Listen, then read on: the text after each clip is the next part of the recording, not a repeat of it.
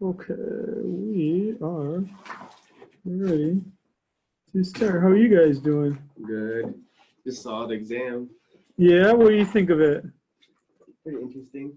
Good. I like hearing interesting. So, I was trying to figure out how to do the Fred thing. Exactly. See, that's for some of you, that's going to be the challenge. You're going to have to learn about it. For others in this class, it's not going to be a challenge. So that'll be the way that.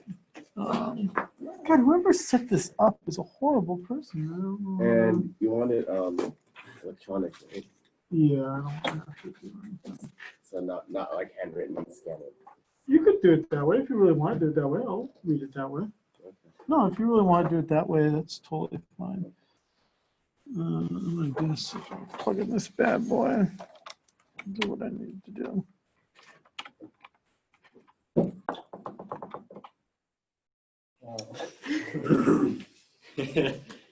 How about for you two? How's life treating the two of you? Pretty good? Pretty busy. Yeah. Yeah. I It's just finished midterm. Hmm. I had one Wednesday, and then one last week. Right now it's a dead month, you know, the one month of the semester where it's the most intense. You know, It is. No, it really everything's is. like descending to like the top. No, it really is. Because now, and then we're pretty soon going to be in the point where we all have to be ready for everything else. Okay, so finally we're here. Yeah, so October's just like the busiest month of the fall semester. Yeah. Okay, so what I was saying is that we are actually either on schedule or ahead of schedule, which is really good because the really cool stuff comes at the end, and sometimes I've had to cut it out because I ran out of time. But I won't have to do that, I don't think, this semester, barring anything unforeseen. So the one big thing would be the midterm is up there, it's posted. It's not due for, I've given you more than enough time to do it, hopefully 2 weeks. It's not very long, just start it. And even if you just do it a little bit by little bit, it shouldn't be that bad.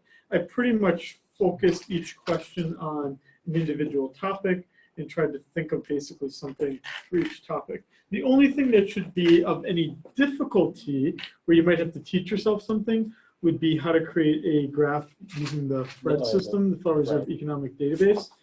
My best advice to you would be, if you start it now and you know, oh fuck, this just is not in my skill set, you've got more than enough time to come to me and I'll walk you through it, right?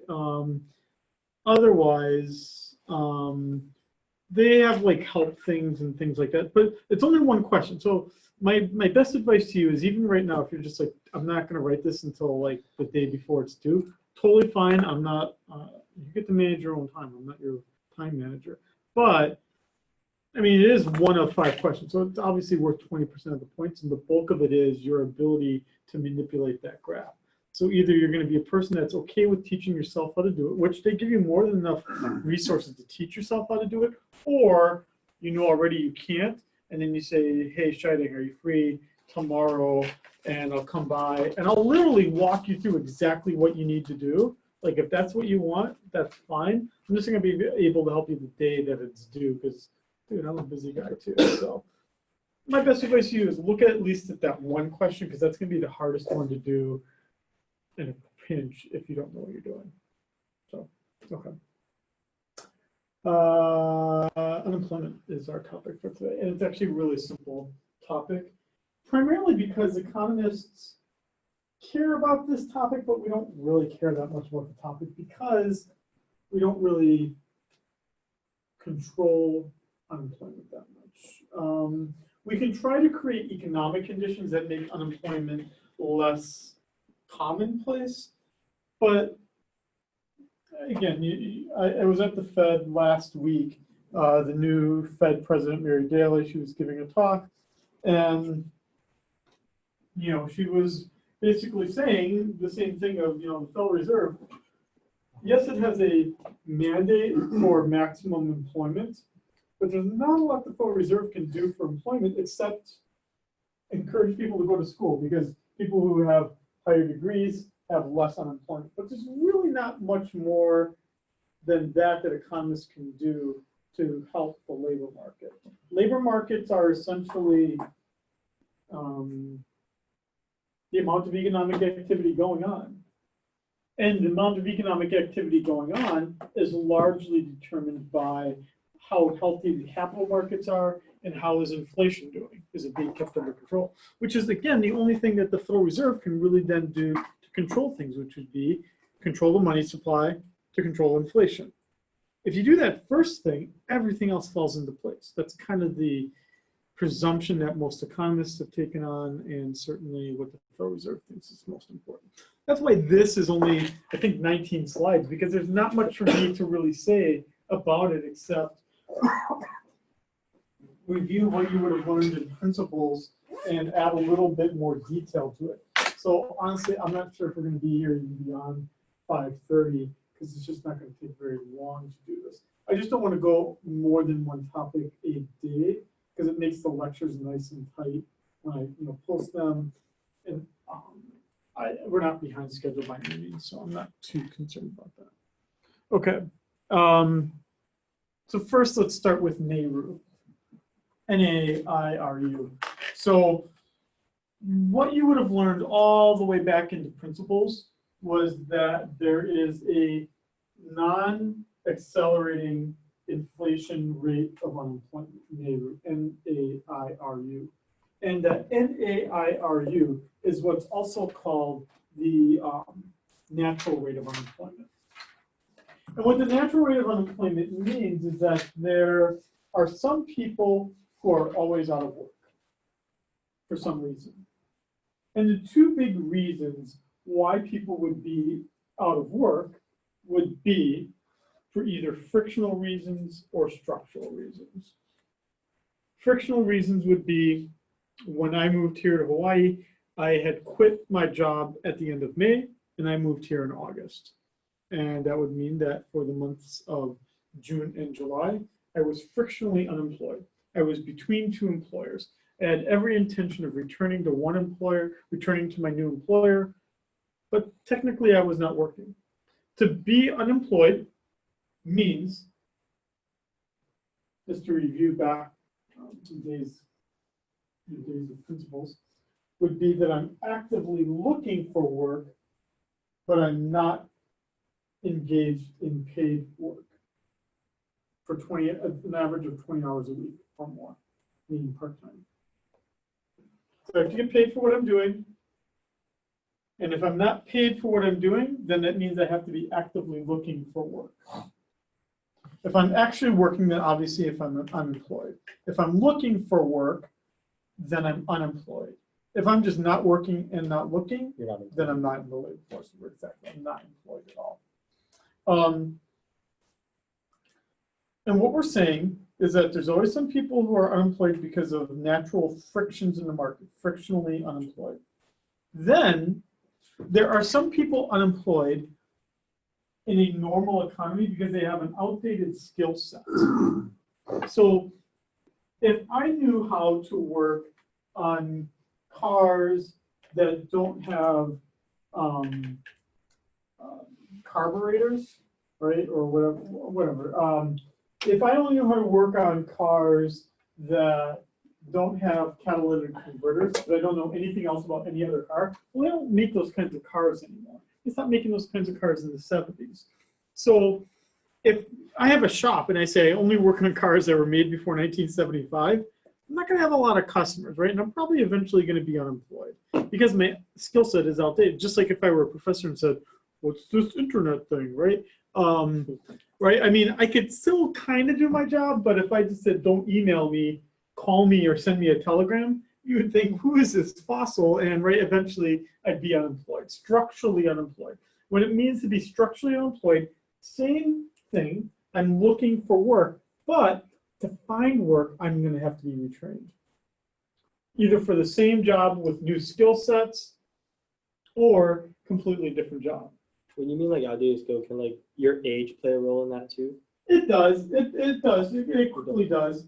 But it could also mean that what if I grew up in an agrarian economy, an agrarian part of the society, never having been exposed to the internet, and then all of a sudden I move to the city and everything is electronic. So it could be age related, but it could also be geographically, or it could even be something as simple as, what if I decided to move to Spain and I don't know any Spanish? I'd be structurally unemployed because, dude, I don't know Spanish, right? There might be some jobs I could do with English language skills, but I tend to think that immigrants have structural unemployment because either they don't have the academic skills or they don't have the language skills. Now, the problem with structural unemployment is that it's not as temporary and fleeting because I obviously have to be trained year, 2 years, 3 years, 4 years. And if it's an age thing, right, and I'm 55 years old, why the fuck would I want to learn a new skill, right? I'm 55 years old, right? I'm pretty darn close to retirement. So why don't I just kind of stretch it out and, just take the long road, yeah, I mean, so that rate in the United States here is about 4 to 5%. It's determined by the labor market policies here in the United States. It's determined by things like, what does our unemployment insurance program look like? How prevalent are unions? What labor market policies do companies have to follow? Do they have to provide severance? Are there a lot of lawsuits? Let's talk about some of these. So unemployment insurance. Unemployment insurance in the United States is managed by the states. Every state is different, and every state finances it differently and has different rules. Here in the state of Hawaii, employers pay the premiums. So that means that for every hour we work, they put something into a pool. It's experience rated, meaning if I'm a firm that has never laid off any workers or has any claims, I'll pay less than a tourist company, right, that lays off everyone every low season. So it's experience rated. But essentially, in the United States now, you get up to 26 weeks. And it's capped. Generally, I think the max is, for most people, is about, I think, $500 a week, I think, is the max you can get from unemployment insurance. It's taxed, so you do pay taxes on your unemployment check. Your unemployment check, to collect it, is going to require that you check in every week and you show how you are actively looking for work. Some states, they will assign you a counselor who will harass you every week. What are you doing? What kind of jobs are you looking for? I went on the internet and found this job that you're eligible to apply, right? I mean, some of them will be on you like a stalker, and then others, right, will just say, call this number, hit 1 if you found a job, hit 2 if you didn't find a job, right? So states will do things differently. Economists, when do most economists expect that people will start looking for a job? If you're unemployed, and it'll last for 26 weeks. Most people start looking around week 20, 21, 22. I mean, people don't start looking. I remember I was dating this woman in graduate school. Kendra got unemployed. She became unemployed. She lost her job. She was working for MasterCard. And she lost her job at the end of January, and she decided not to look in February because she liked the month of February. Yeah, she's pretty screwed up, right? But I mean, but also in this sense, rational as an economic actor, because most people don't start looking right away, right? They take some time off, figure things out, collect their $500 a month, and then 4 months into it, 5 months into it, they start getting worried. I mean, certainly right now, with an unemployment rate here in Hawaii, that's about 2%. Just like a job for everyone, right? I mean, there's more than enough jobs, and people know they could find something. So why wouldn't you take 5 weeks off or 5 months off if you could? And that's kind of what we're seeing here, because the way in which this then rises above or falls below is going to be that other cyclical part. So for unemployment insurance, which is the thing I'm focusing on right now, for unemployment insurance, obviously the claims are really low right now. There's not a lot of people actively collecting unemployment right now. Because to collect unemployment, you can't be fired. You have to have been told by your employer your services are no longer needed, kind of like we don't have any demand for our products. Not a lot of that going on right now. The actual unemployment rate is below the national unemployment rate. Yes, absolutely. So what that would mean for us right now, because we are in this time period right now, is that, as I said in that phrase, NAIRU, non-accelerating, that would mean that we're on the opposite end of that, which would mean that we're in an accelerating rate of inflation unemployment rate, right? So we absolutely should be seeing inflation. I was just at the Fed again last week, and they are as equally surprised, at least in the 12th district, as I am surprised that we're not seeing the inflation. We're just not. And I really wish I had a better answer for you, but yeah, as Kristen points out, we are below the non-accelerating inflation rate of unemployment, which would mean that we should have inflation, but we do not. What would Hawaii do for like unemployment? Like I know how you mentioned like they get like counselors. You get what? Like you know how you said like some states get counselors and check up on you. Yeah, yeah. What does Hawaii do? Hawaii has a website, I think, where you can post things. It's almost all online. Mm. I don't think, I think they do the phone thing. The place is right by, I know they have like resume workshops and they everything. do, they have resume workshops, they would have things like, do you know how to use a computer? They would do some mild skill set trainings, but for the most part, people that lose their jobs in those kinds of cases are either losing their job because, and again, for layoffs, which is primarily what this is designed around, layoffs mean you lost your job because there's no demand for the product that you're delivering. Yeah, you're either doing resumes, how to network. So they'll do like workshops like that, but they really don't do much more on you than that. I came here from Wisconsin, and in Wisconsin, they also make you take a piss test, and they do like a whole bunch of other things, right, to make sure you're not using drugs and stuff like that. Mm-hmm. So different states, because they're on different philosophical, political philosophies, will do different things. And Hawaii being Hawaii, it's pretty liberal, which would mean, everyone gets their 26 weeks. No one's getting, I mean, really, honestly, no one's getting rich off of unemployment. It's $500 and it's taxed. So usually by the end, you're making 300, 325.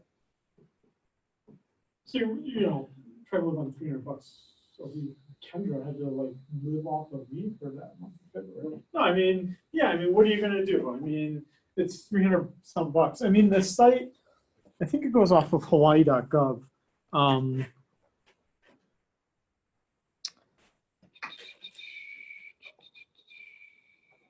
If I'm not mistaken, it goes off of Hawaii.gov.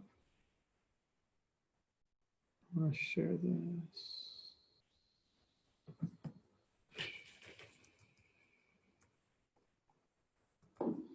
So almost anything government related is obviously on Hawaii.gov. You pretty much do everything online, which makes it pretty cheap to administer from the perspective of the state. Because the way that it works is that the federal government puts down the guidelines, and the first time we get unemployment insurance in the United States is in the Great Depression. The federal government puts down the standards, the minimum standards, but then states are free to make things more generous if they want to. Most states don't. And if the states run out of money in their unemployment insurance pool, they can ask the federal government for a loan, which is what most states had to do during the last recession. Did you see the one for it? It said like 600 something. Oh, like under this part? Paid or something. So let's see here. Let's just go here.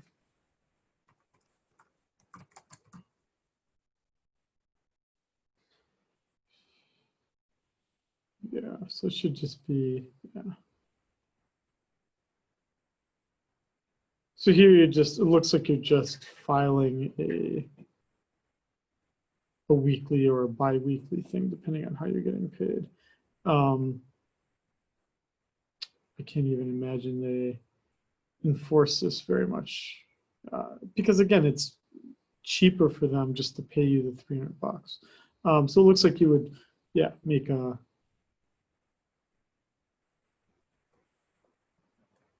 Well, I do know that they gotta do they gotta do such amount of applications. They do, yeah, but no one asks, no one, they say they could like look and see if you're actually doing it, but no one's looking. Because my dad had to do it. Yeah. He was doing And did he put in a number of applications? Yeah, he had to do it, and I had to help him. Exactly, but see, that's the thing, right? But no one's putting in, right? So I'm sure Kendra had to put in something like that too. Where you're like, I'm gonna apply to be CEO, right? And you know your application's not gonna get looked at, but you're forced to do 3. And so everyone's going through this rigmarole, right? This thing, which is again why the state again is not gonna push it too much unless, right? Unless the state knows. And people can like dispute these things too, right? So if you're actually fired, you don't get to collect unemployment. Plus, some people, right, get fired from their job, but they didn't get fired just yet, right? And then I go to my employer and say, okay, I'm gonna resign and not make you have to fight me getting fired. I'll resign only if you say I get to collect unemployment. Right here at this university, that happens. I wouldn't say all the time, but it happens often enough that, right, you get someone really bad, like, you know, a staff person, and you're just like, it'd be so painful. Right? You get to like, you know, litigate it, you gotta take it to the union, you got, right? I mean, how much do you want to fight it, right? But if the person's saying, I'll resign, I just want 6 months of unemployment, it's like a settlement basically, right? And it's not, yeah, who did that? That wasn't here. There was someone in Wisconsin. What was her name? Oh, she was horrible. She was an associate dean. What was her name? I don't really remember. But she was really bad. Yeah, her negotiated settlement was 6 months of unemployment. Yeah. So, but I mean, it sucks. Your dad didn't get rich off of it, certainly. And when did he finally find a job? Like month 5, 6? No. Was this during the Great Recession or before that? No, this was like 2013. Okay. And when did he find something?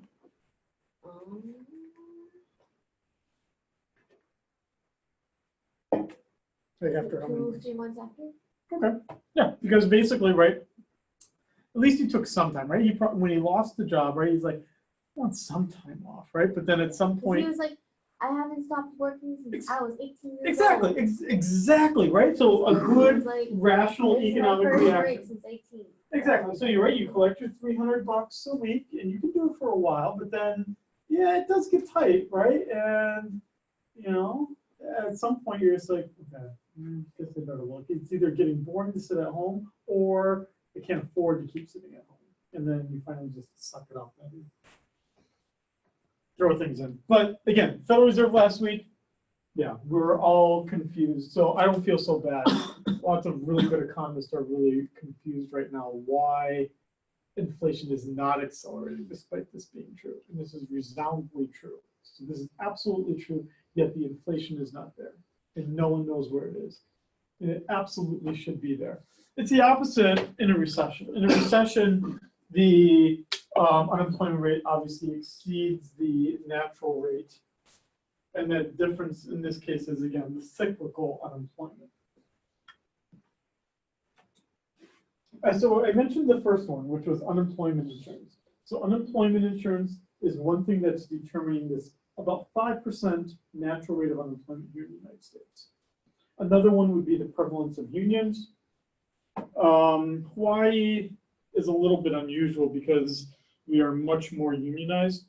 But on the mainland, we don't have a lot of unions. There's not most people are unionized. And so the result is, I mean, we know with I'm not saying it would be impossible for me to get fired, but it would be really hard for me to get fired for like a minor thing, right? So obviously if I stab you, I'll probably get fired, right? But if I just say, oh, dude, Levi, you're dumb, right? And if I just say that and make everyone like write an essay about how dumb you are, right? I mean, on the mainland, right? Maybe, right, he'd say my feelings are hurt, he'd go to a dean, right? They, you know, start a campaign and I get fired for being mean. But right here, right, I mean, I've got like a union contract. I've got like, you know, other union members that are above me that would fight for me. I have a union that would fight for me, right? And they've got so many things that it would probably be a pain in the ass to like get rid of me just for calling him dumb, right? So, right, I would get a letter written to me and say, don't call people dumb. But I'm saying what my temporary rudeness is kind of accommodated by a union, right, among other things. And or I could, right? Or I mean, I could just be, I could just be mean. I could just say something like, if you don't show up to every class, you get an automatic F in the class, so you might as well just drop it, right? Yeah, I could do it, and I could have a really onerous policy, and you could complain to someone as a student, certainly. But I suspect most times, even if you did that, nothing's going to happen to me, right? Because it's just too much of a pain in the butt to do anything about it. But if I'm an at-will employee, which is what a non-union employee is, I get fired just for stupid things, right? I mean, you really can be, right? I could just be, I didn't open the door for you when you were coming in and you're the boss and you're just like, you're fired, right? I mean, you're a mean person for having done that to me, but you could fire me just because you don't like me. You wake up in the morning and just like, Shining looks ugly. I don't want to see him anymore. He's fired. And as long as he's not saying I'm fired for gender reasons, racial reasons, or disabilities, I mean, those are really the only 3 protected classes, and pregnancy. But even the pregnancy one's a little bit and not enforced that much. And we certainly know the gender one isn't enforced that much. Age sometimes, but age is harder. Race is probably the more prominent one we see. Yeah. But age is becoming not gender as much, but age one is becoming a little bit more important. So with age, it would be, what if Levi keeps hiring young ladies, right, and keeps firing old men, right? Then it's on me, unfortunately, as the old man that was fired, for me to show, dude, this guy keeps hiring all these kinds of people and keeps firing these kinds of people. It's obviously going to be a big pain in the butt, right? And so probably we're just going to settle, right? We're going to go to a lawyer. We're each going to get a lawyer. He's going to say, here's $10,000 and shut up. I mean, right? I mean, that's kind of the way it works out. But if I have a union, right, the union's probably going to fight it. So I'm just showing you the way that you see in countries that have more of a union. I'm not trying to promote a union. I'm not trying to bash a union. All I'm trying to say is the presence of a union raises the natural rate of unemployment. Because what we tend to see is that people tend to stay in their jobs who might not be as qualified. As my father would say, there's always with a generalization, there's generally an element of truth, right? And so when we think of the lazy union man sitting in the truck with another lazy union man who aren't doing their job, right, but aren't getting fired, there's generally an element of truth to, right, the lazy adjectives that we're using here. I'm not saying union people are bad. We're just saying they have more protections that make it more onerous to get rid of them. And that's kind of the point of a union, though, too, right? Yeah. The presence of a union is the natural rate of unemployment or the actual rate? It raises the natural rate of unemployment. And unemployment insurance also raises the natural rate? Yes, it does. Okay.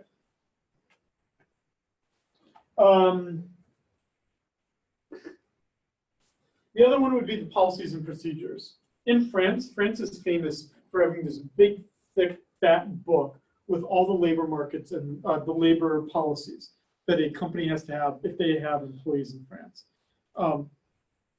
It's famously complex for someone to lose their job in France, in a company. So companies just don't want to hire people in France. Even so, if you're a company and you're doing lots of work and you need lots of workers, it's really, really, you don't want to take on the risk of hiring someone as an employee, because I know at some point I'm going to have less business and now it's going to be hard for me to get rid of them, right? So you just say, either I'm going to work my current workers harder, or I'm going to get 1099, what we call here in this country, 1099 workers, meaning contract workers that aren't really my employees. They're independent contractors that I use that I'm actually not aligned with. So like, for instance, Uber, if they were to get rid of all their drivers, Uber wouldn't actually lose any employees, right? Because 1099 workers are not employees. They're just contractors. So the more that we become a contractual economy, that's going to affect the unemployment rate. In this case here, the easiest way to put this would be is that the more policies and procedures we have, the higher the unemployment rate. The more policies and procedures we have, the higher the natural rate of unemployment. Because again, companies are going to say, I'm not going to hire this worker because of all the things that have to go through. Here in the United States, we are largely an at-will employment environment, meaning companies can hire and fire for the most part at will. Again, as long as we're not talking about those protected classes, which means a company that has a surge in business that they expect to only last for 3 months, why not hire an employee, right? Because I know I could hire that employee. I just be honest, right? Just to be a nice person, but I don't even have to do that. You just say, dude, I got a lot of tourists coming in. I need you for 3 months. If things are still great after that, maybe I'll keep you on, but maybe I won't. And if he takes the job, and sometimes we're all kind of, we all know what's happening. We're all aligned. But again, I wouldn't hire him if I had to make a commitment to him, like I can't get rid of him even if just business slows down, right? Or those kinds of things. Which is why a lot of states are famously, on a state level, are famously anti-union. We call them right-to-work states, or are really in favor of like reducing anything that restricts a company from hiring workers. So for instance, Hawaii, for instance, does not have paid family leave, which in this case, right, would mean if you're a company and you hire workers that are in their 20s and 30s, you know you're probably going to have to pay out for family leave. So, right, what that would mean is that as a company, then if you can't age discriminate, you're not going to want to hire employees as often because you don't want to have to give people paid family leave, right? If you don't have paid family leave, then the unemployment rate will be lower. So there aren't many states in the United States that offer, well, I know in the United States we're the only country, us and like Malawi, I think, or some small country, are the only 2 countries in the world that don't offer any paid family leave. I'm just a little grumpy about it because I just had a kid. But employers are able to do it. So employers can offer paid family leave, but they're not required to.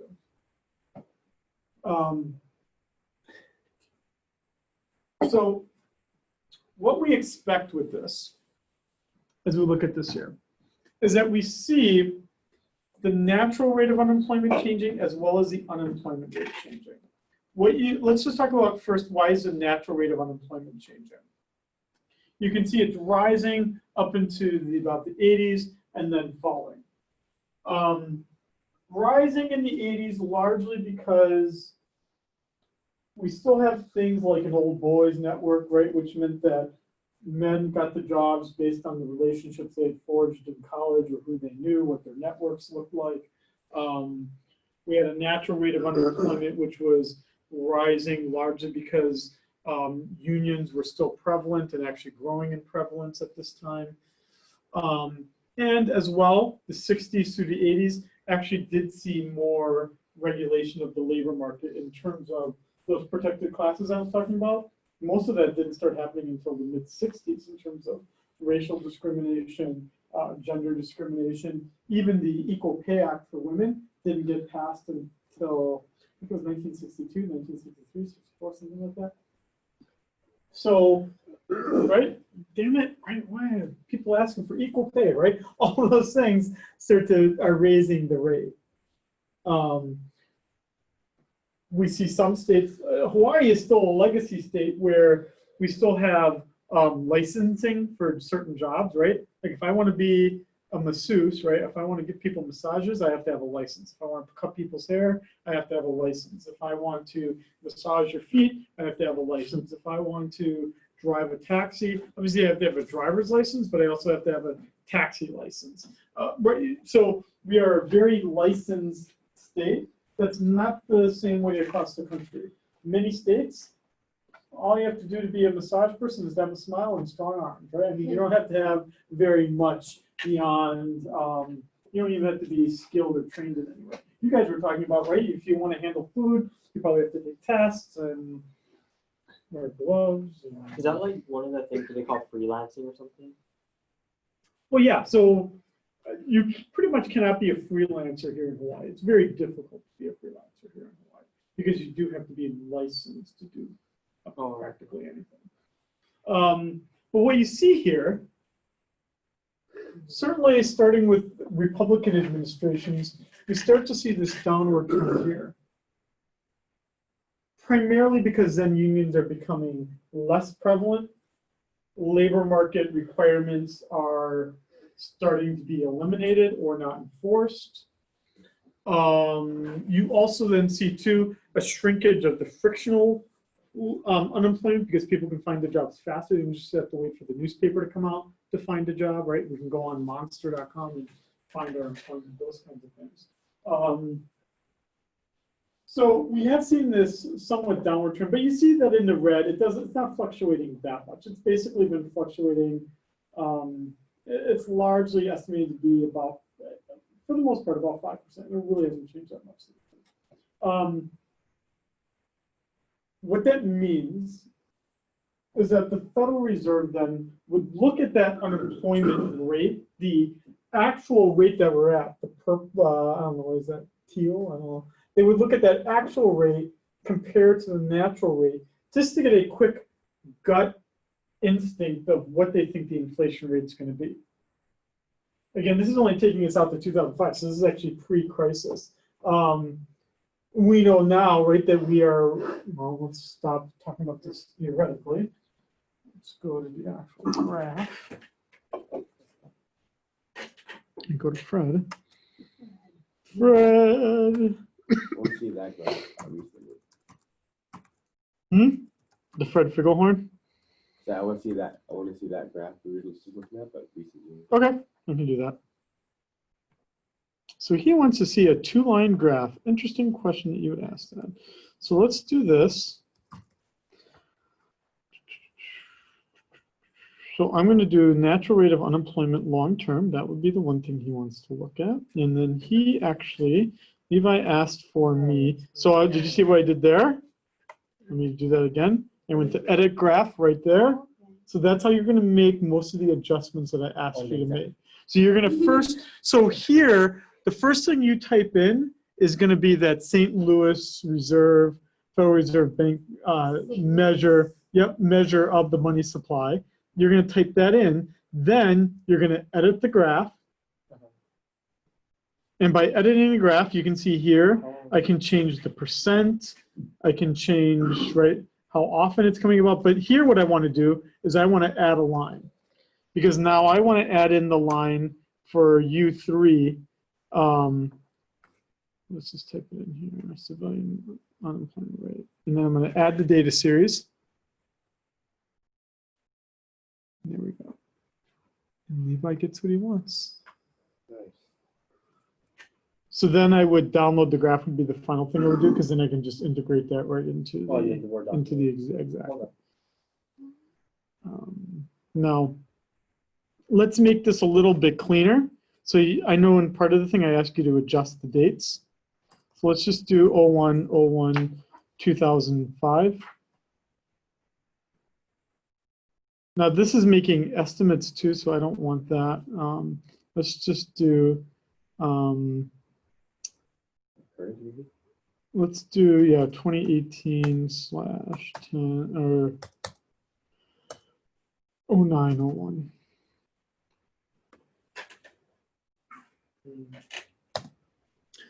So there you go. Oh wait, so it didn't adjust this, sorry. 2005/01/01. Then go down. So obviously I made this look a little bit easier because I was just typing this in really fast. Obviously, when you're doing it for the exam, you're like, fuck you, Shiny. Like it took me an hour to do something it took you to do a few minutes. But the idea is that you'll do it once and it'll be easier next time you have to do it and whatnot. So you can, if you just quickly looked at this and you knew nothing about what the inflation rate was right now in the United States, you would look at that and you would say, I think there should be some pretty high inflation in the United States. because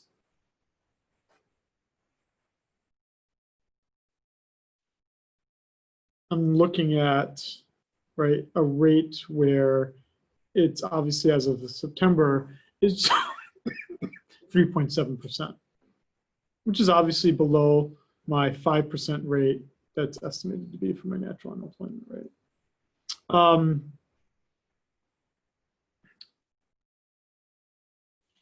Obviously here, we should have had deflation or lowered prices going on. And that's part of the thing we were talking about at the Fed last week was, what is the legacy of that high unemployment, right? Is that it did create such downward pressure on wages and prices that employees still have this sting of the crisis that happened 10 years ago, that they might be more willing to accept no wage increases than would have been the case in 2005 when they were like, dude, I deserve my yearly increase. And in 2018, even though times are good, the employer is still going to always not want to give you money, right? So they could say, you never know when the next bad thing's going to happen. I got to save some money. So it's either no wage increase or no job, right? And you might say, okay, I'll take the no wage increase. Yeah, Kristen. The graph on the bottom, right? Does that show like the predicted, and it goes up to 2020? Is that like the predicted? Yeah, so it was doing a prediction. Yep. So it was doing a prediction there. Yes, if I go back to Max, yeah, the way that it's doing this here is it can at least predict the natural rate of unemployment. And this is just statistically determined in terms of, again, labor market policies. Do they update the natural rate of unemployment? It does, but it's not fluctuating much over time because you can see here, like, you know, this is almost 2 full lifetimes. It really hasn't changed that much over time. The big thing would be, again, our actual rates. But yeah, I mean, then the natural rate here, you see this slight increase here, but that slight increase there was because we had structural changes in the economy where people were losing their job, for instance, in construction, people were losing their job in like mortgage refinancing, things like that, where the industries were disappearing, which meant that they were then structurally unemployed and needing to be unemployed in some other way. What about 1982 or so? Yeah, so this was the worst crisis. This one was so bad. I mean, I remember my father being unemployed at this point. So this was outside of the Great Depression, where we don't actually have the data, but it's estimated that the unemployment rate at the height of the Great Depression in 1933 was 25%, but that's unofficial. We don't know what it really was because we didn't actually start collecting this until 1949 officially, which is why this goes back to 1948. They probably did some backwards data, but we don't start collecting this until right after World War II. So some people estimate 25%, but there was an unemployment insurance program. So that's how they can estimate 25%. But what we know is that not everyone who is unemployed collects unemployment compensation, right? Because I mean, we don't know about it. Or, right, if they didn't do the 2 applications a week, you wouldn't get it. Or I got fired. Or, right, I mean, so if I'm fired, I'm still unemployed. I'm just not eligible for compensation, right? Yeah, but you see these fluctuations here. And again, the general prediction is, yeah, it's just never, it's been a long time since it's been this low. It's not unprecedented. Obviously, it's the lowest now since 1968. But dude, we were fighting a war in 1968, plus women weren't in the labor force.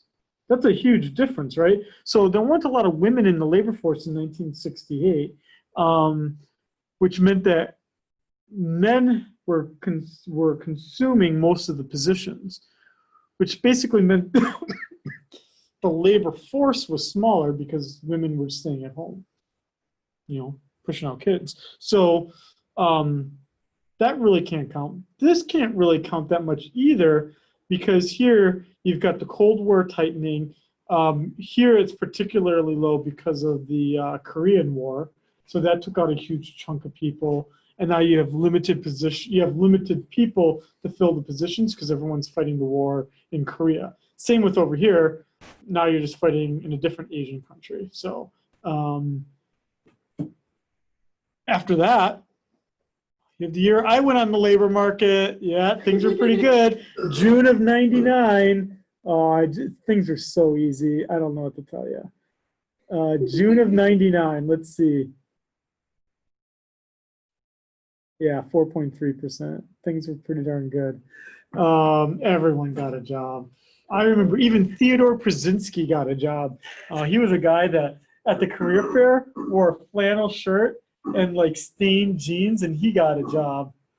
I remember my girlfriend at the time, Rachel Mueller, she was like, go find a job. You're a senior. You got to go find a job. And I'm like, oh, come on. Like, it was like April, and I was going to graduate in June, and I just didn't want to do it. And Senior in high school or in senior in college. So I was a senior in college, and it was April, and I was like, okay, I guess I better make a resume. And dude, I found a job in like a month. So like, you'll find. I mean, at that point, it was really easy because it was the mainland too, right? In Hawaii, sometimes we find it a little bit more difficult because people want a particular job, but there's not that many positions for that job here on the islands. And if you're unwilling to move from the islands, right, you're kind of stuck as is, right, accepting something else. I'll probably out of your 2020 job would be easy to find, right? Are you going to see? But that's why when I remember when you came to my office, though, I asked you, are you going to leave the islands, right? I mean, because that is kind of the key question. If you're willing to leave the islands, it's pretty easy right now to find a job. I'm going to leave islands. Then you're probably not going to have the hard time What about finding a job. staying?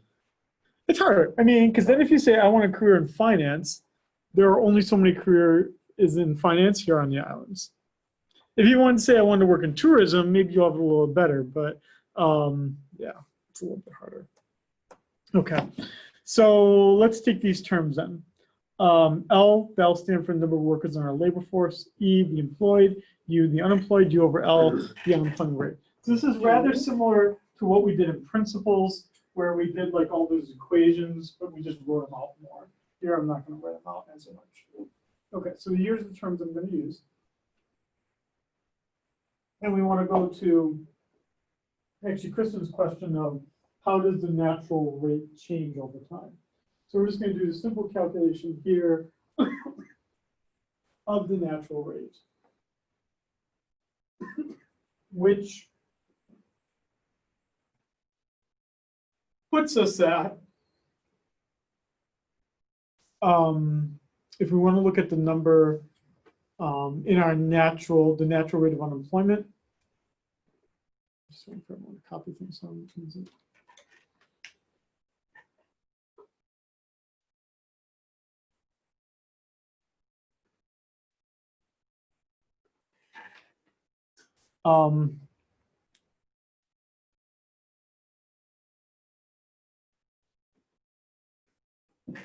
that basically we need to look at two rates.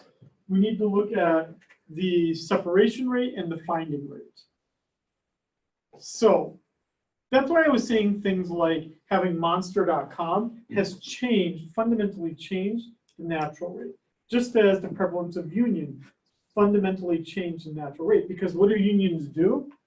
Well, they certainly reduce this rate, right? That's the whole point of a union, right? Is to reduce the rate of job separations, right? What's the point of monster.com? To increase the rate of job finding. Who looks for a job still in the newspaper, right? I mean, I remember my father doing it way back in the early 80s, but that's because that's how you found a job in the early 80s. You find a job in the newspaper. But yet, state employees in Hawaii, every job still has to be posted in the Star Advertiser. God bless them. I don't know anyone who subscribes to the Star Advertiser to look for jobs. I don't think it's happening.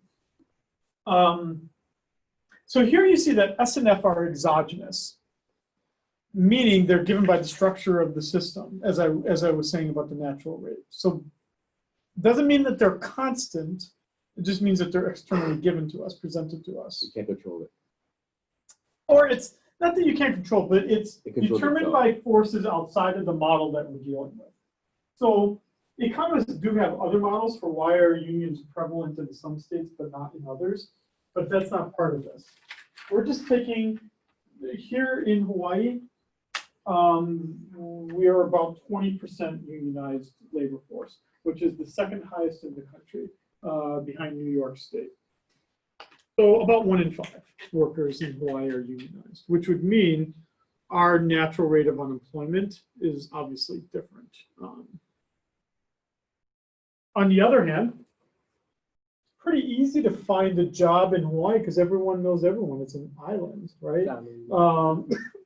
And especially if you're on Oahu, it's pretty easy to find a job. Now, the other islands, the labor market is a little bit different, right? If I'm on Molokai, I mean, what am I going to do there? I've never, have any of you ever been there? No. Molokai? In the Big Island. I've been to the Big Island, been to Maui, been to Kauai, been to the Big Three. So these rates are going to be exogenous. They're going to be given to us. But what that means is that if these change over time, that's why our natural rate is changing. That's why our natural rate is changing. If they're given to us, are they form of bread? Or where are they given? I don't think, I think the only way we would know this is that the Bureau of Labor Statistics gives us these numbers. Because these aren't even things that we are calculating. We're putting these in large econometric models and just assuming that these are what the rates are. So these aren't actually measured things, these are predicted things. So the Federal Reserve doesn't even determine these things, they're just given it. Same with the unemployment. I mean, with almost any data except the monetary data, the Federal Reserve does not generate the data.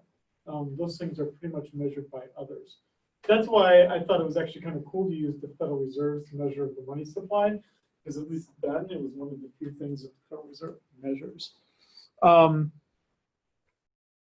But basically, then you can see this as kind of a stock and a flow model here, where basically the number of people going into the unemployed would be, right, are finding, job finding times the number of unemployed, because that would help us learn, right, in some sense, how many people are flowing. And then the other side of this would be separations times the number of employed, right? When we're talking about how do people move between the two categories, right? So if I am employed and I become separated, then obviously that's determining how I became unemployed. Then move from unemployed to employed, I have to find the job. Right, so when you're thinking of these arrows, think of it as separation is adding to the unemployed, but taking away from the employed. Finding is taking away from the unemployed and adding to the employed. Now, the most important thing about this slide, though, is that we are presuming, and this is the important thing about this slide, the only reason why this slide existed for me, is that we're basically saying when we say that the natural rate of unemployment is 5% in the United States, we are saying that on average, 5% of the people are moving basically from employed to unemployed every month. That 5% are moving naturally, but that things can then happen at static moments in time that make this a higher amount or a lower amount than 5%. That would be the performance of the economy, cyclically unemployed. But what we can see here is that the natural rate, yeah, it can change, but it's not going to change that much. It's largely, and it certainly is not impacted at all by movements in the economy. So that is what our NAIRU is this steady state. If we are fully employed and we are in equilibrium, then we'd be at about a 5% unemployment rate. The fact that we're not right now is the concerning point. When I was there Thursday and Friday, they were actually happy that the stock market wasn't doing well because, I mean, that's really what they want. They're really trying to cool down the economy. And this was the really important thing. So Mary Daly, the new president, we all had to go there because there's a new president at the San Francisco Bank. So we all went there. All those people that are doing stuff with the Fed. And she gave her first talk it wasn't a public talk, so it was, she hasn't spoken to the press at that point about coming on. And she was talking about the challenges that all of us economists have to think about. And she said quite succinctly is that what is being attempted right now has never successfully been done, which is how do you cool an economy down before it crashes? It's never been done, and it really has never been done. Every time the Federal Reserve has tried to do it, the economy has still collapsed or crashed or had bad things happen to it. Every time we've tried to cool the economy down. So, and we've looked at this before, and I'm just repeating it again, and I'm gonna go back to the slide just in case you're writing this. I'll go back to it, but it gives me another chance to do something on here. Again, if I just look at, let's just even just do M2. And I'll do 2008, 01, to now.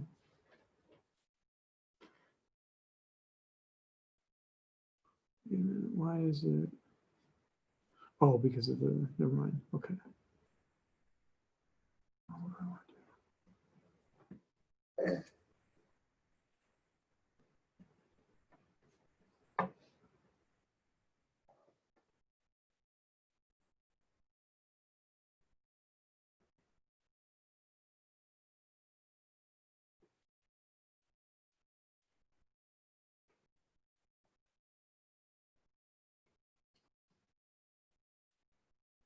Right, when you see an economy that looks like this, the only thing in terms of the money supply, and when it gives you an idea of the amount of stimulation we had to give to the economy to have it survive the 2008 crisis, it required a massive increase in the money supply. Something we've talked about already before, and which you'll do on the exam as well. So the only way you can now cool the economy down is by slowing down or decreasing the money supply, which obviously raises interest rates. Right now, in the world, the United States is the only major economy that is not cooling down. Chinese stock market this year is on course for about a 25% correction, 20 to 25% correction. European markets are down, I think, anywhere from about 5% for the year. And the US is still up a bit. Even if we take out the FANG stocks, Facebook, Apple, Google, and Netflix, so we take out the FANG stocks, we still have an economy, we still have a stock market, which is kind of a shadow variable here, but a pretty good approximation of how the economy is doing. That's still up. And it shouldn't be, which is why they were happy last Thursday and Friday when the stock market was falling, because it meant that the market participants were reacting to money becoming more expensive, interest rates going up, and cooling the economy down, which should mean reduced earnings for companies, which should mean lower equity prices. And yet, I come back and Monday it's up. Now today it's down about 300 points, but I mean, it's still up for the year.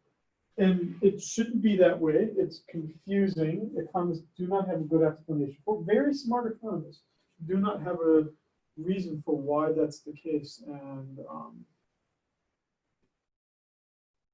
it's the pessimist in me would say we are not going to be any smarter this time than we have in any other time. So it's likely that we will still have a pretty bad recession, and we will not do enough to avoid a recession, which is largely expected by the Federal Reserve to happen in 2019. But you never know. Economists pretty strongly predicted a recession in 2013, and it didn't happen, so you'd be wrong. It's like predicting rain. Right? I mean, we try to be really good and smart about it, but and we may be wrong, but given the way that we also, this depressing thing that I was reminded of last week was that we are in ahistorical times, meaning we actually don't have any similar time period in the past that we can make a prediction about what will happen in the near-term future. We don't have any time like this where there has been relatively low inflation and a low unemployment rate for a sustained period of time. And we don't have any explanations for it. We don't have any time period in the past to understand it as being similar to. We are in uncharted economic times, so that's all rather depressing. So I really don't have much more to say about this, but basically, we are saying that in the labor market in the long run, is that these two will equal out, and that will generate our 5% natural rate of unemployment, meaning non-accelerating inflation rate of unemployment. You go back to that diagram with the circles. Yeah. I have a question about that. Yeah. So based on the definitions in the next slide, Mm-hmm. wouldn't it be the other way around? Yeah, that you're looking, and this part all depends on where you're putting it this way, that you're looking at the finding rate times the unemployed is contributing to the employed, yes. Don't worry about, I guess in some sense, you could flip the arrows, but what you're saying is true, yes. Yeah, people get separated, so they become unemployed. But then the unemployed find a job. But in some sense, the way I was kind of making this is that I don't want you to attach, I wasn't intending that you would attach this to this arrow and this to this arrow, just that it was in a circular fashion. But you're accurate in what you're describing here, yes. Yeah. Because we're just basically saying of the unemployed that are finding a job, that means that you're then going from unemployed to employed. Separated from the employed would mean that you're now newly unemployed. Yes.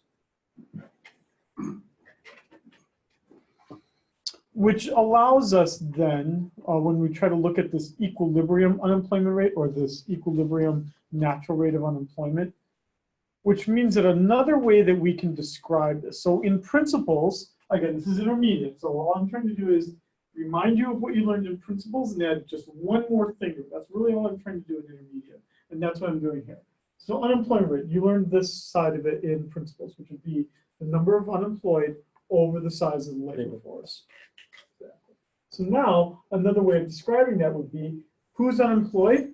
The unemployed people are people who are separated, right? The number of people that are separated would be the rate at which the unemployment rate grows. The unemployment rate grows by the separation rate, correct? The unemployment rate grows by the separation rate. And the labor force grows by the summation of our separation rate and our finding rate. So I'm not asking you to solve this, but that another way of describing then the natural rate of unemployment would be our separation rate over the summation of our separation rate and our finding rate. Where again, S and F are kind of culturally determined, predicted by a model rather than actually measured. Yes. I'm not asking you to memorize these equations. I'm just putting them up there to demonstrate how I got what I got. Okay.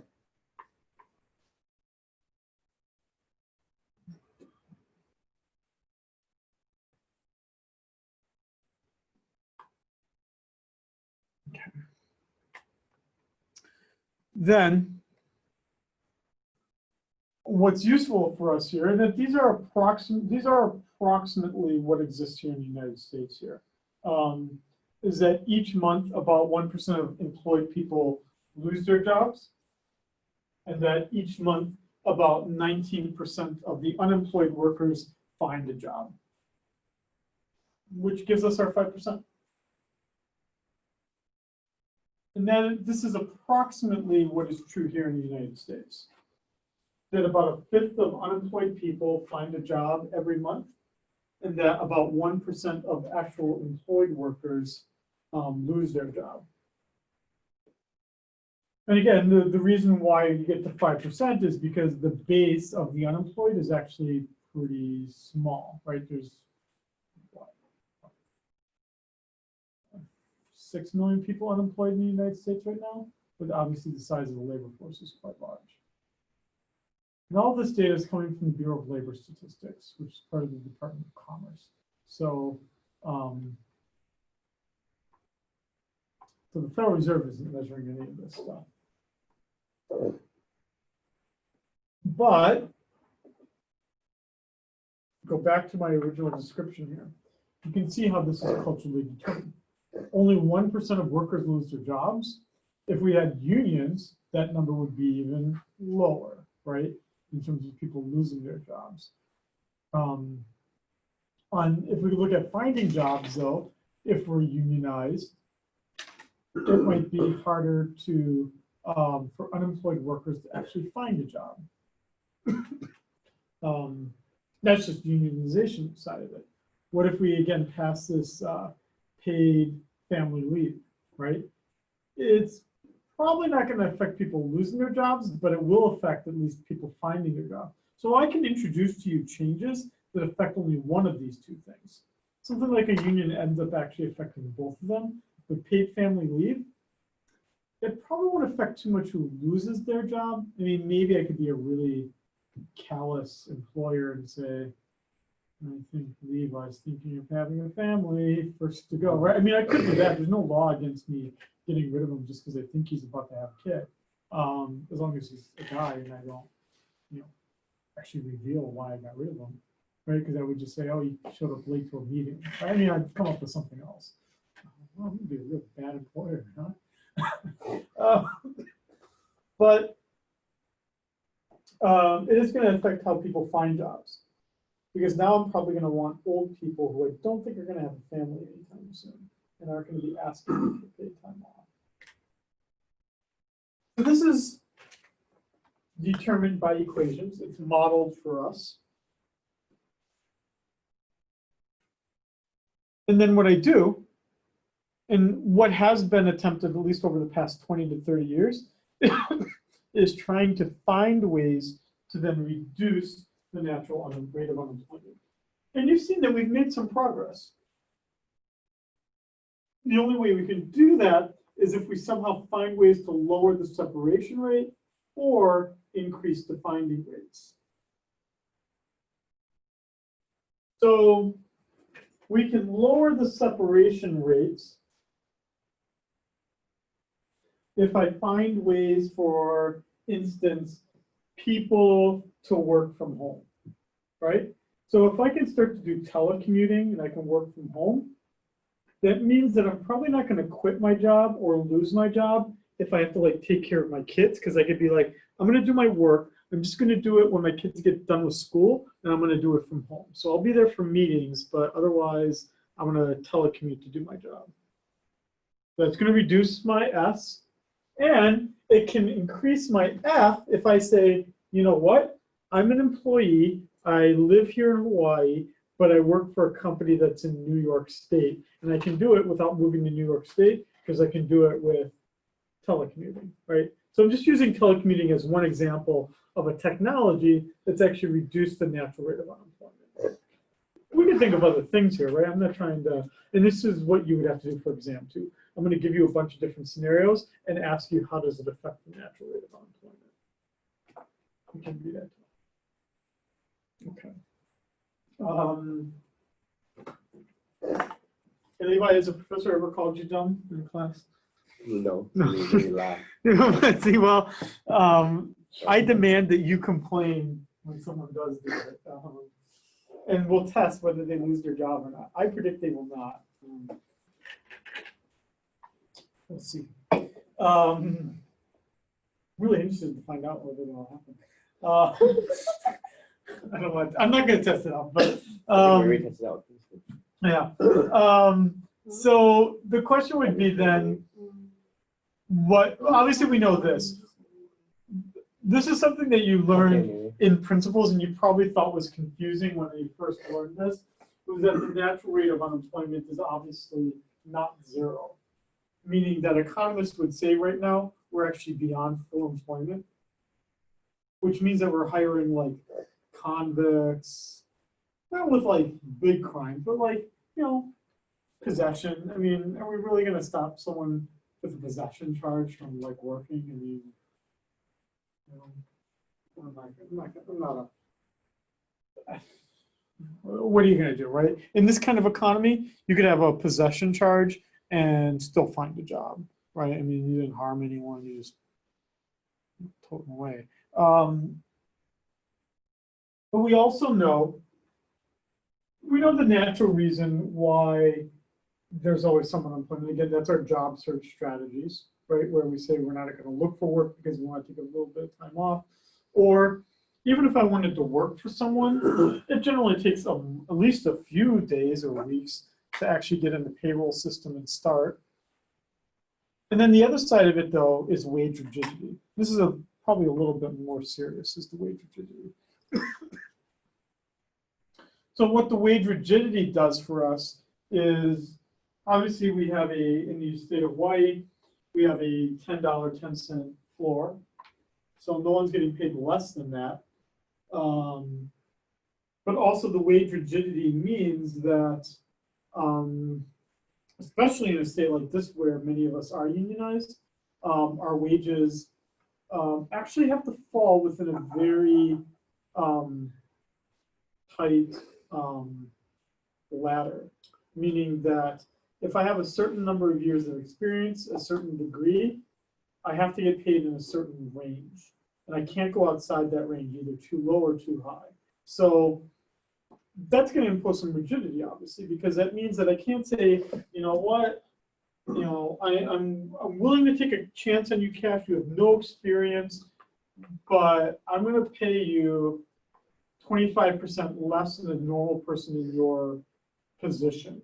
I can't do that if, right, in this unionized framework I've given you. Nor could I be like an old retired person who's just taking a, you know, stupid position just because I want to pay the bills, but I need a higher pay amount because I have all these skills and all these years of experience. Same thing. Right now, I've given you a union understanding of wage rigidity. The other side of the rigidity, though, would be, obviously, it can't go lower than $10.10 an hour, right? So that's obviously something that's restricting the market. But the other side of it would even be rather simple things like the fact that wages, again, don't tend to go down. They don't tend to go down once you're hired, right? For most people, wages are either the same or go up. So that obviously causes some problems. And we've already talked about most of this. I don't really feel like I need to say much more about this, but again, the frictional unemployment is just caused by for instance, economists, we tend to only get hired once a year. Almost all economists get hired in the month of January to February. If you're an economist looking for a job outside of those 2 months, you are not likely to find a job. It's just the way that the structure of the labor market is for economists, which is a pretty small pool. There's about 500 new PhD economists created worldwide every year. You have a certain number retiring, you have a certain number that are exiting the business, and all 500 are graduating, for the most part, are graduating in May, right? Newly trained PhD economists, which means you get a job a few months before you graduate, which means that we all have our labor market interviews at one location every January 3rd to the 5th. So we all go to that one city, we all interview for jobs, we get called back, we go to their campus, usually in late January, early February, we go through all the things and we have a job offer by end of February, and then you're all set, and then you start in August. Not to say I couldn't find a job at a different time, right? So it could be that an existing economist snags one of the jobs, then they have to resign their existing job. So all of a sudden, the institution finds out at the end of February, oh my God, my current economist is leaving, right? Then they have to advertise in March. So then economists have what's called a secondary market, which starts in March and ends at the end of April for the displacement that occurred in the primary market. Now that's economists, a very small market, 500 to 1,000 people, let's say. That's very different if we're talking about markets where there are a shortage of positions rather than a shortage of candidates. We just don't have enough economists. We just don't have enough. So they tend to get higher wages because of their lack of existence, and they tend to be able to dictate just lots of other things just because of their, and the unemployment rate among economists, among academic economists, is among the lowest. For us and accountants are probably the bottom too, right? Because we could just do so many other different things, as opposed to picking on philosophers, but right, the philosophers as an opposite strategy. Obviously, the labor market conditions are different. So their pay is different, and their unemployment rates are different.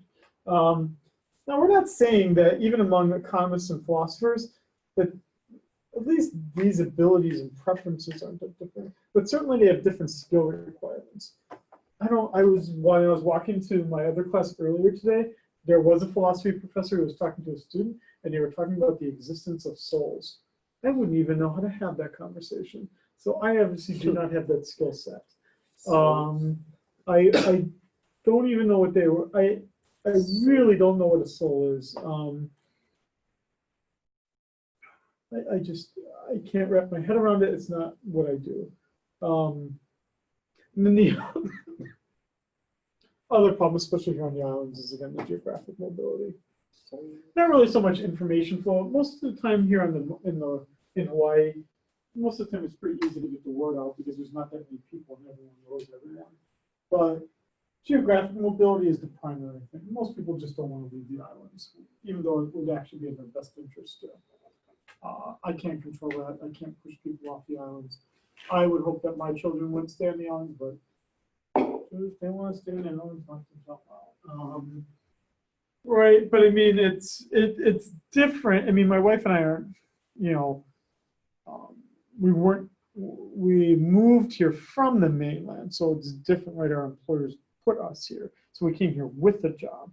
We know that if we'd have to go find a job, if we lost our jobs, we'd probably have to move from Hawaii. That would really be the only solution, unless you're willing to accept some frictional unemployment and lower wages.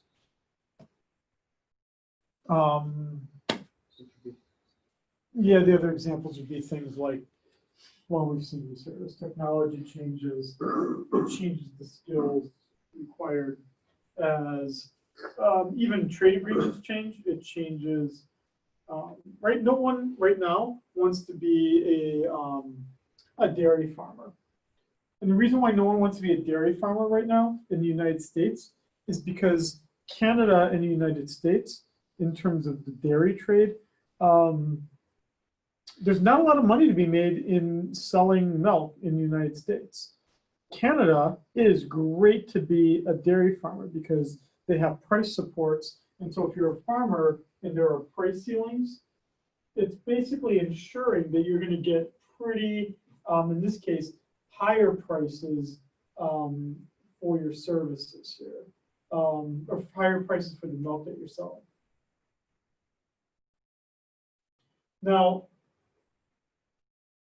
what this means for us, though, is that if dairy farmers are unwilling to move across the border to Canada, they will then suffer. They will be frictionally unemployed. If, with NAFTA, we do, to some extent, allow people to move across the borders to work, which means that more Mexicans are becoming truckers. And those trucking companies in Mexico are doing a lot of business because they're cheaper to operate than American trucking companies. Makes sense. United States does heavy manufacturing for the most part. Now, what this means for us here is that then the unemployment here you can see emerges here because of primarily our rigid wage rate. Here we've imposed the wage rate where this would be a price or a wage floor, basically a minimum wage kind of thing. And basically, we can kind of see this here that the supply curve of labor is largely vertical because we only have so many people. And if anything, the Trump administration, I'm not blaming the guy, I don't care what your political beliefs are, but essentially, right, what he's trying to do is reduce immigrants from coming into the United States, which obviously then shifts the supply to the left, which actually does lower unemployment. But that's actually really bad right now, right, in terms of an economic policy, because that's exactly, it makes the labor market even tighter, right? Who wants to pick produce in Southern California? Largely an immigrant job of people that temporarily crossed the border in Mexico, came here to work during the strawberry picking season or the almond season. Those are two really big seasons in Southern California. They would cross the border temporarily, pick largely nuts. There's a lot of tree nut-based products grown in California. They'd cross the border, pick the almonds, go back to Mexico. Yeah, okay, they were here illegally for a period of months, right? But they were willing to do it in previous years because they knew no one's gonna like hunt them down and like kick them back. Right? I mean, I'm just trying to talk about an enforcement issue. But now, if someone is unwilling to do it because they know they can't bring their kids, or if they're unwilling to do it because they know they might not ever be, if you're in an immigration violation, you will never be able to come back into the United States ever again, for the most part. You have no chance of ever getting U.S. citizenship. That's a pretty big thing to give up, right? All it's doing is tightening the unemployment rate more, which means wages are going to go up higher, which would mean you'd have inflation, even more so. But yet we're not, so I don't know what the solution is here. I'll wait for it. Oh my God, I saw, how much did I see? I had $4.1 million in front of me on Thursday.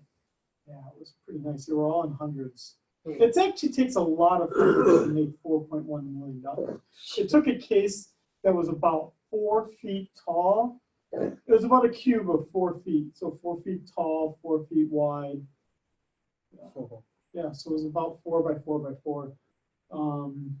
You know, about $4.1 million. Is it the most money you've ever seen? No, it's not the most money. No, no, I've seen. What was the most you've seen? What did I see? Back in March, I saw about $233 million.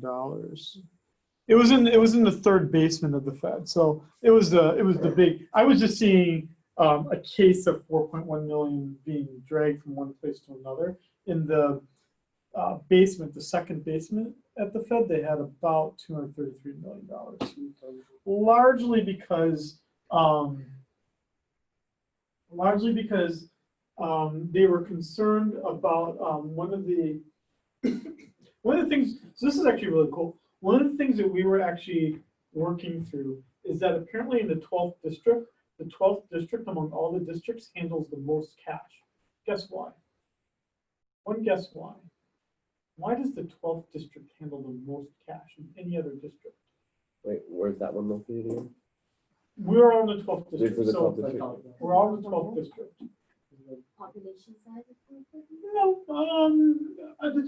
the size of the population in the 12th district is pretty large. It's not abnormally large. What place does a lot of stuff with cash? Katy Perry sings a song. California. No, I thought she did sing a song. In about California goes on your way. Yeah, no, she did sing that song. Yeah, I do have to admit you are correct on that, but no, that's not the reason why. Daycare center. You should sing a song about it. Okay, so 12 Vegas. district increase. Vegas. Yeah, Vegas, all cash.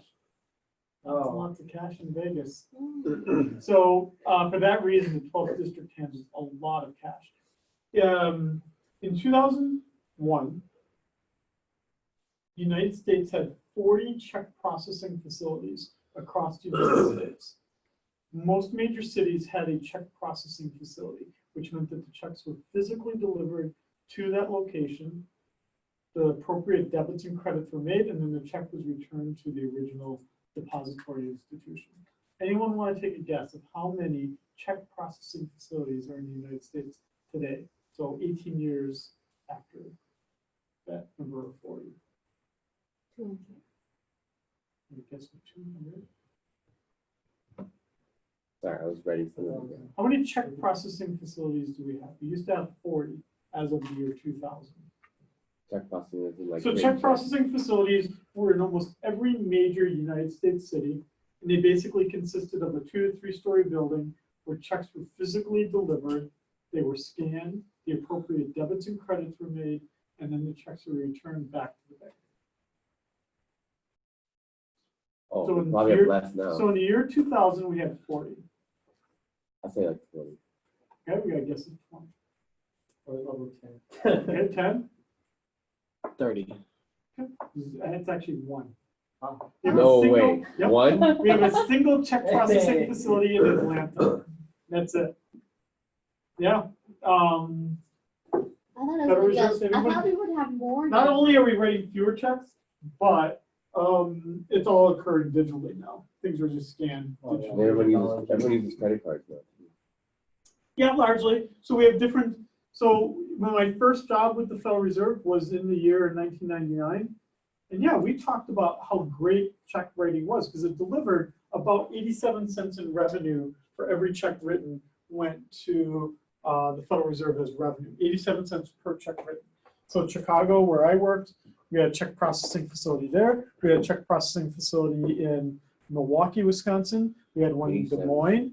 We had one in Peoria, and we had one in Detroit. So in the 7th district, we had 5 check processing facilities for about the 5 states that we were covering. And now there's none in that district. The only one that covers the entire United States is Atlanta.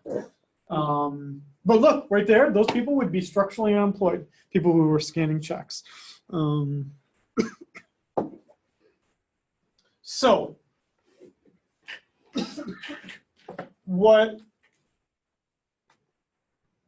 we see here as well with this wage rigidity is rationing as well. That would mean that the jobs that do exist have to be rationed to the best workers, which would mean, why is it the case that even jobs that 2 decades ago didn't require a college degree now require a college degree, right? I mean, we see this all the time, right? Secretaries having to have like an associate's degree. Like, really? Does a secretary really need an associate's degree? Can't they do the job with a high school diploma and a positive, demeanor? Do they really need a college degree to do what they do? Or like, look at like the car rental industry, right? Like for people that work at Enterprise Car Rental, they all have a college degree. Like, you really need a college degree to rent a car to someone? But that's the way that we are rationing jobs, right? So we're basically saying and this, we did talk about this at the Fed last week, What? that it is economic suicide now. It is economic suicide to not graduate from high school. It's absolutely economic suicide to not graduate from high school. Like, you have to get your GED. There's no way that you will be able to get a job that you can survive on without even a GED. You can have a high school diploma and work at McDonald's, and you probably will be able to make it. Not well, but you'll be able to do it somehow. Yeah, I see like some like middle-aged Filipino ladies like Yeah. working at McDonald's all the time. And, Yeah. like They Yeah. must be supporting their family somehow. Exactly, right? And it's bringing in some additional income and It's not just like high schoolers. exactly, but right, I mean, think about like for the children of immigrants, my mother-in-law is illiterate, right? She doesn't know how to write the written Vietnamese language, let alone English language. She knows a few English words. She can speak Vietnamese, but she can't write. She can do addition and subtraction, but not much more of that. She's completely dependent on my father-in-law and right her daughter and me. So you would need to rely on a family support network. If she were single, right? I mean, that would, if she didn't complete middle school, it's hard to imagine a person being able to succeed in that kind of position. But what we're saying is that as of right now, not having the high school degree is economic suicide, and it's not providing that much additional security, right? You can load bags onto an airplane with a high school degree, but you're basically doing a physical job for the most part, or Walmart. But even Walmart's going to push you to get some kind of degree, right? I mean, they'll pay for you to get your associate's degree or something. It's the Walmart, but then let's go back to this. But does McDonald's really require a high school degree? All I see the guy doing is pushing buttons, right? I mean, I'm not sure. I'm not saying that the job is menial, but what I'm saying is that I'm not sure what one would learn in high school is a skill that's required at the McDonald's job. Unfortunately, for those kinds of people, though, in almost every job profession out there, there is some rationing going on. About the only kinds of jobs where you don't see rationing, I did ask the guy at the Kapolei market thing, the guy that collects all the bottles in that big back of that truck. That guy didn't finish high school. So you can be the person that works for Reynolds Recycling and collects the bottles. So like the jobs that people don't want. Yeah, really So, don't like, want. that have like Really, demand. yeah, really shitty jobs. Because it can't even be a state job because all state jobs require a high school diploma. So can't drive a bus. Can't be a garbage man. You can't be a garbage man, nope, because it's all city county job. Nope, so you have to work for a private employer who really has a hard time filling the job and will be willing to take you on. You need a high school degree. For what? For garbage man. What about the It factory? was just about to be. I was about to say, do you need a college degree to be No, I don't think so. What about high school degree? Definitely. No, I don't think so. I don't think so. You guys make me even for college? No, Kyle never finished high school. Kyle's a fry cook, Kyle? I don't think Let's see, so. fry cook. You be a fry cook, right? That's why you got to finish this 340 class, right? Well, because like Kyle, like. Yeah, you don't need it. There's Exactly. No, offense, No, exactly. He doesn't know how to read. Yeah. He doesn't know how to read. Exactly. Right. So exactly. Well, what I'm saying is that, right, if we want to be a society, and I'm not trying to be like put myself on a moral high horse here, but if we want to be a society that at least allows people to say, I don't want to learn how to read, or I didn't have the opportunity to learn how to read, but I don't want to learn to read now, But I do think shouldn't there be a job for that person? I mean, fry cook doesn't require a huge skill set. He probably doesn't have to read anything. All he has to see is don't stick your hand in the fryer, right? I mean, it's not more complicated than that. Don't put in a big pile of fries and someone just wants a small. Well, Yeah, poor like- Kyle.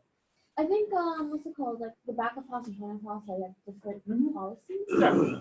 Because my coworker he told me how like the back of house, right?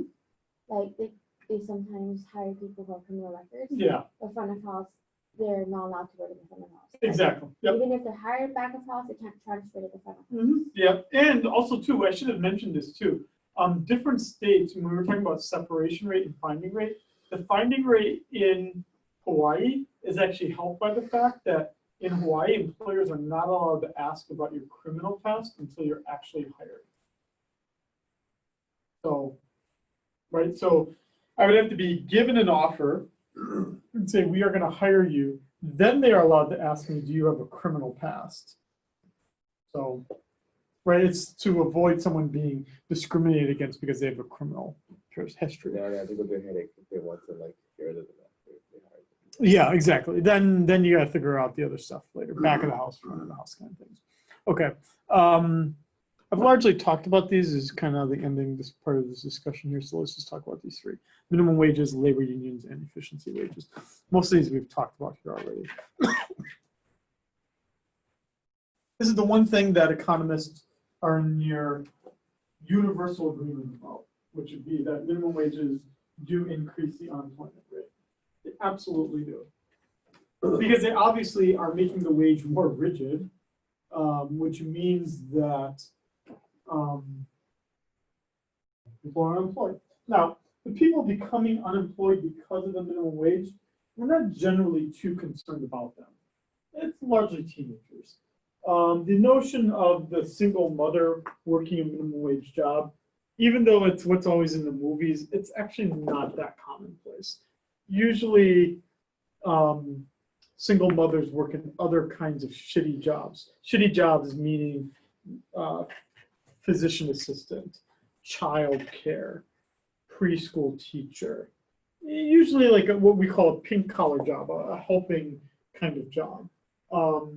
Those jobs don't pay well. They're notoriously poorly compensated, but they're generally not minimum wage jobs. They're like $12 an hour jobs, $13 an hour jobs. They're just not $10 an hour jobs, right?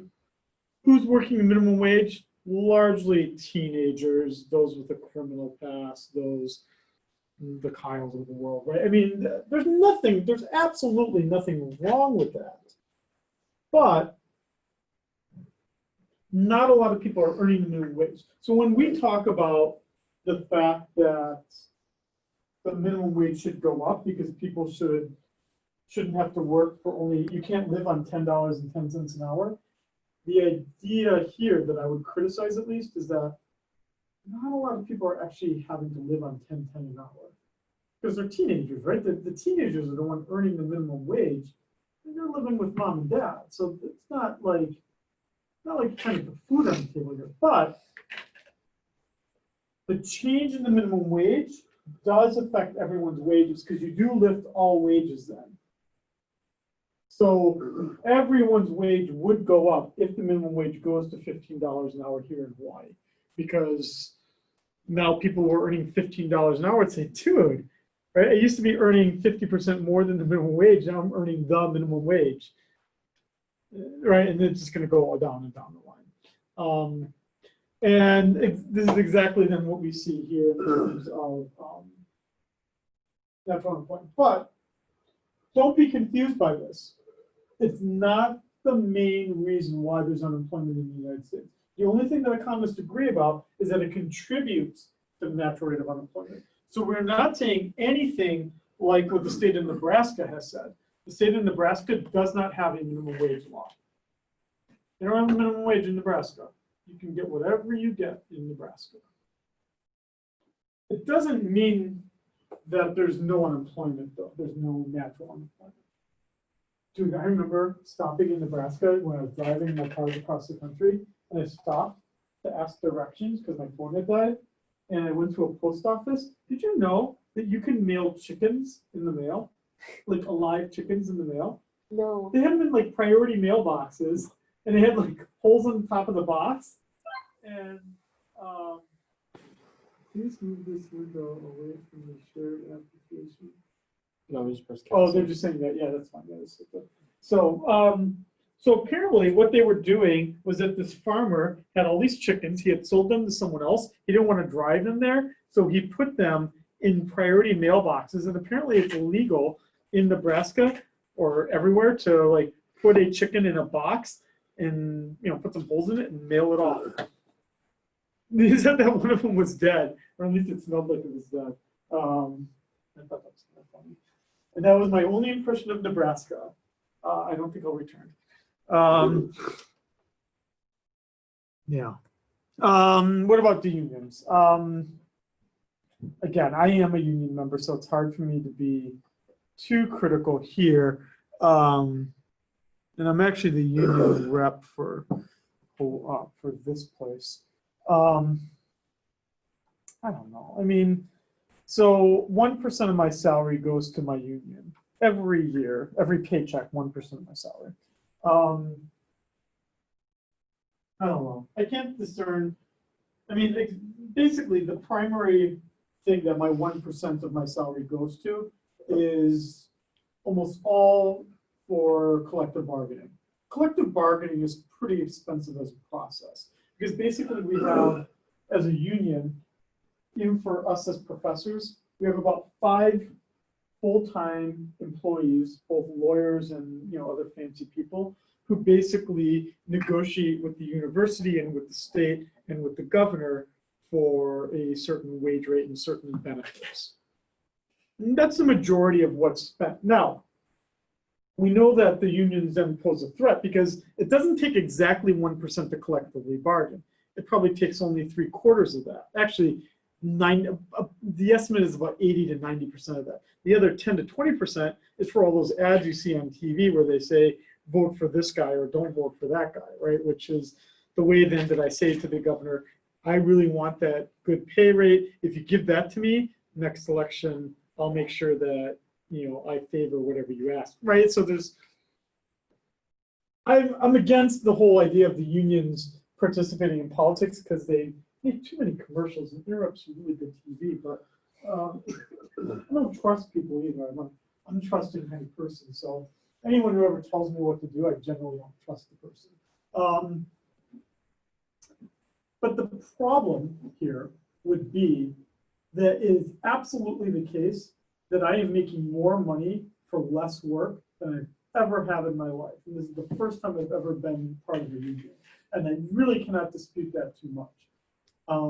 I've never made more money for less work. And I don't know if that's I don't know if it's correlation or causation, but I'm suspecting a little bit that it's a bit more causal than it is anything else. I'm able to teach as little as I do and make as much as I do, not because I have to do any work for it, it's because my union has to do the work for me. Now, read another way, am I willing to pay 1% for that? Totally willing to pay 1% for that. But what it means is that at this university, you could have union professors like myself, and you can also have non-union professors, right? So when you get an adjunct, like a temporary professor, they get paid almost 1/3 what I get paid. Now, I'm not saying I do 3 times better work. I don't know about that. But that's obviously, so what I'm saying is that they might deliver the exact same product or maybe only marginally less, but I'm certainly getting paid more for the exact same activity. Which would mean if you're a university, what kind of employee do you want? Non-union, exactly, right? And so that's why then the whole point of the negotiations now are how many union workers do they have to have versus how many non-union workers will they be allowed to have? Because the threat right now, for instance, is what if you've always benefited by being on a neighbor island because it meant, so for instance, on Maui, I think there's only 2 economists on the entire island. And what they knew is they always had a job because there's only 2, right? And what economist is going to want to go to Maui every day that lives in Oahu? But with online, now the issue is, well, what if I could teach the class online here from Oahu, and I could displace my union, my union brother on Maui, right? Like if I allow my labor force to be more flexible, it actually hurts the union, right? Because now I could hire a cheap worker from Nevada to teach the class or from California to teach the class. So obviously the employer wants these people, and obviously the union wants to keep it like this. So that's kind of the negotiations here. But again, for the most part, this contributes to an unemployment rate in Hawaii, which is amazing. We have among the lowest actual unemployment rates right now, but we still are heavily unionized, right? I mean, it would be like outside of Nevada, to have hotel cleaning people be unionized is like unheard of outside of Nevada and Hawaii. And then the other side of this would be this whole efficiency wage theory. And this goes back to the idea that, as I said, that most people who are in the minimum wage are teenagers, not your stereotypical, single mother. Single mothers are able to capture efficiency wages just like almost everybody else. So I just described to you that I've never worked so little for so much money, but maybe one reason why I get paid so much is because I could do lots of other things and make more money, even more money, but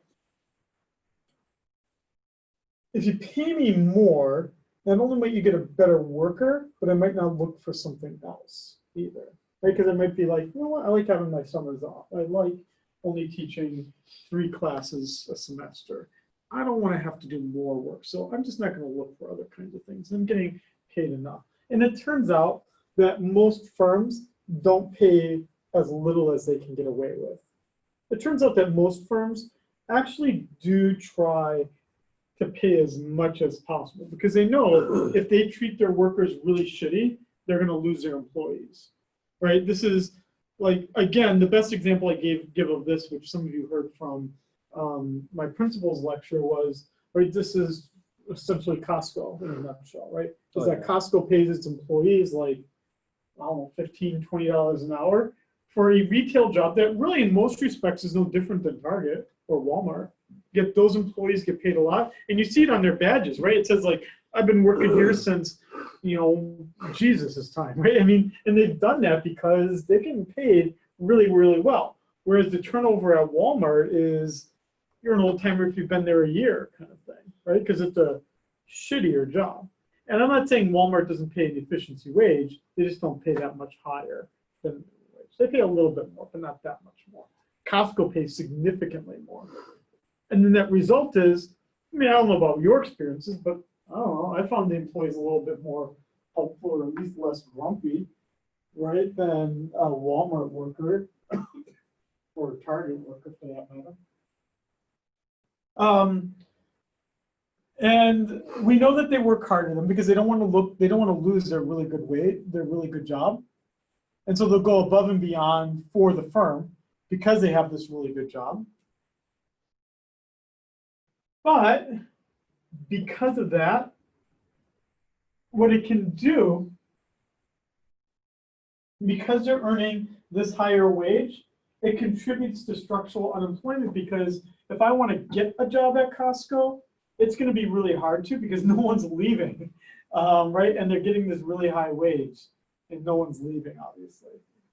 Just like going back to my job, we haven't hired an economist since I was hired, and that was in 2015. And I don't think we're going to hire an economist anytime soon.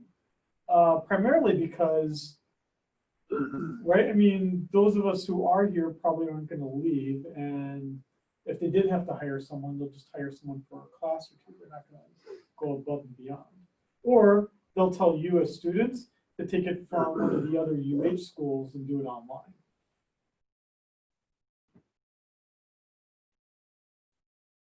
And there we go. That's basically our macroeconomic understanding of unemployment. But again, I want to preface or kind of conclude this whole discussion by saying the economist's understanding of unemployment is,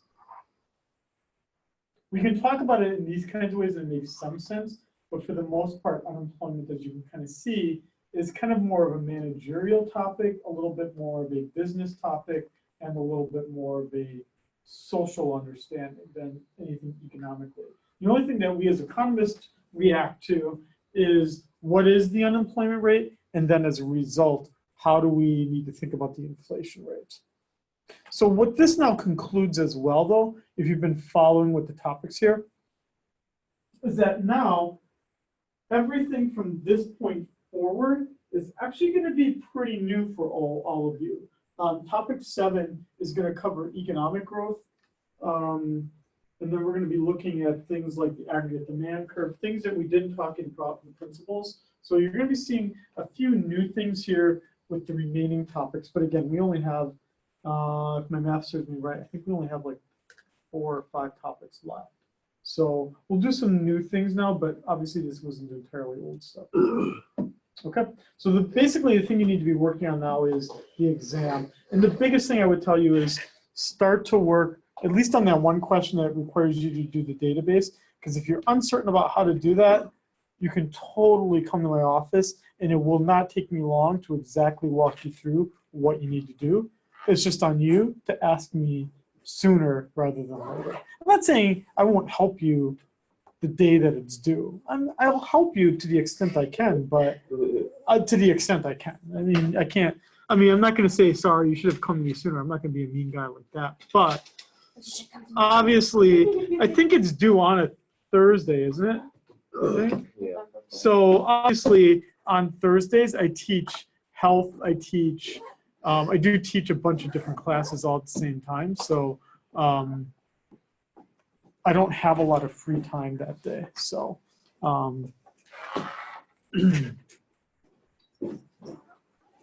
okay, That wasn't too bad. not bad at all. Poor Kyle.